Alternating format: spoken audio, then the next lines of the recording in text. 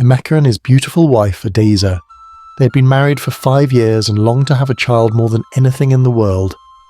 Finally, after many prayers, Adeza became pregnant. Emeka was overjoyed at the prospect of becoming a father. However, as the months went by, he watched his wife struggle with the difficulties of pregnancy, the nausea, fatigue, backaches and swollen feet. Adez tried to stay positive, but Emeka could see she was miserable. One night after Adeza had gone to bed exhausted from another tough day, Emeka knelt beside their bed. "Dear God," he prayed fervently, "I'm so grateful for the gift of this child, but it pains me to see my wife suffering so much. If there is any way for me to take her burden, even for a little while, I will gladly do it.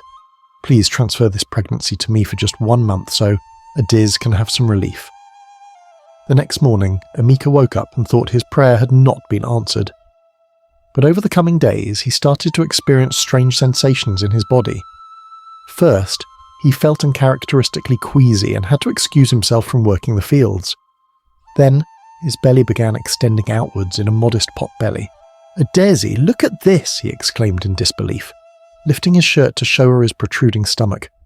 Adeza gasped in shock when she realized her husband was now carrying the baby.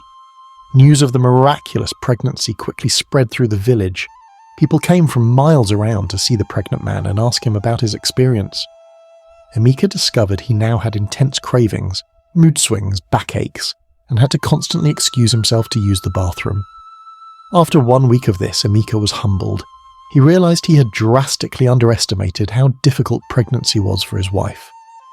"Adez, I had no idea how challenging this is for you. The nausea, the aches, the discomfort. It is overwhelming." Adeza just smiled kindly. "I tried to tell you, my love. Growing a child is not easy." 2 more weeks went by and Emeka was miserable. His feet were swollen, his back screamed in pain, and the baby's kicks made it hard to sleep through the night. He was exhausted, frustrated, and counted the days until the month was over. Finally, on the 30th day, Emeka awoke feeling his belly rapidly deflating. "Praise God, it is over," he exclaimed in relief. When Adeza came home later, she was shocked to find her pregnant belly had returned. That evening after supper, Emeka pulled his wife into a long, loving embrace. Tears filled his eyes as he apologized profusely. "My love, I'm so sorry for not understanding what you have gone through all these months. What I experienced was only a tiny fraction of the sacrifices you have made to bring our child into this world. You are the true miracle worker." From that day forward, Emeka viewed his wife with endless gratitude, awe and respect.